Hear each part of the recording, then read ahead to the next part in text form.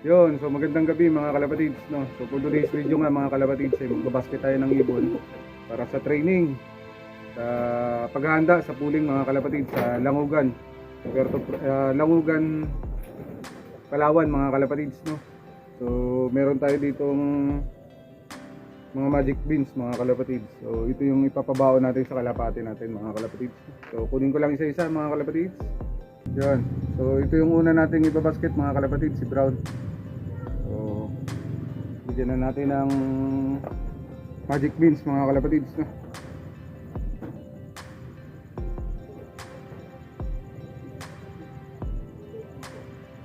Yun na nga mga kalapatids. Eto. So nabigyan na natin si Brown mga kalapatids. Lagay na natin sa training box.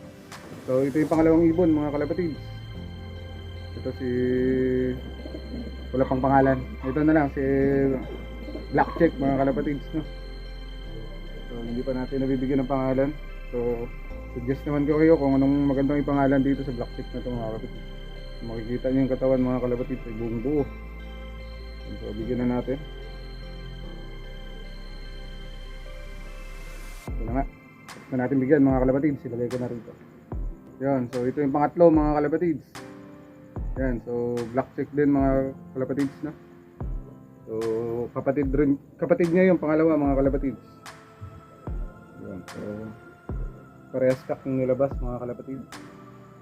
So bigyan na natin ulit ng magic beans mga kalapatids. Yan. Tapos na. Yan. So ito na yung pangapat mga kalapatids, no?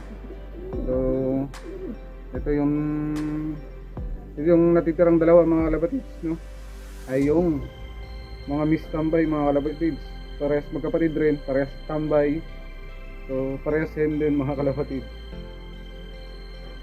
So bigyan na rin natin. So yun na mga kalapatids. So ito yung last mga kalapatids. Ito yung kapatid ng mga miss tambay mga kalapatids, no? Silang dalawa. Miss tambay na lang yung kanilang pangalan mga kalapatids. So parehas hen din sila mga kalapatids. Pero ito yung pinakamas malala mga kalapatids. So walang clip ring mga kalapatids. Yung kapatid niya nilagyan ko ng clip ring. Kasi yun medyo nauunang pumasok sa kanya. Pero ito mga kalapatids ay pag galing training mga kalapatids, hapon talaga bumababa. Naiinis na nga ako eh. Pero wala tayong magagawa, naka YB.